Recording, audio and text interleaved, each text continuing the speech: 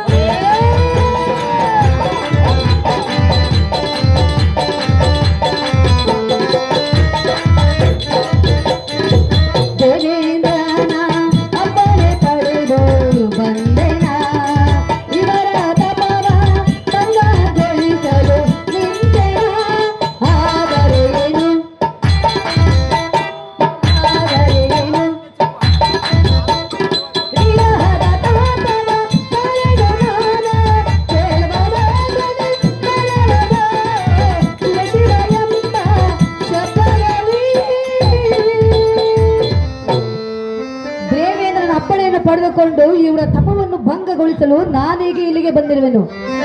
ಇವರನ್ನು ನಾನೀಗ ಎಚ್ಚರಗೊಳಿಸಿ ನೋಡುವೆನು. ಆಹೋ ವೀರಾದಿ ವೀರರೇ, ಮಹಾಶೂರರೇ, ಹೇಳಿ ಮೆಲ್ಲನೆ ಮೇಲೇಳಿ.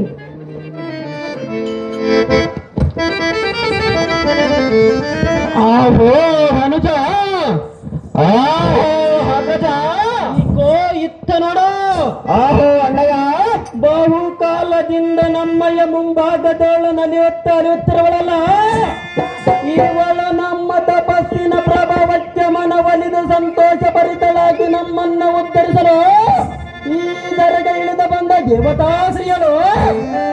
ಇಲ್ಲ ಅಪ್ಸರೆಯೋ, ಗಂಧರ್ವ ದೇವಕನ್ಯೆಯೋ, ನಾಗಕನ್ಯೆಯೋ, ಇಲ್ಲ ವನ ದೇವತೆಯೋ. ಆಹೋ ತಮ್ಮ, ಆಹೋ ಅಣ್ಣ, ಇವಳು ದಾರಾಗಿರಬಹುದು ಅಣ್ಣಯ್ಯ.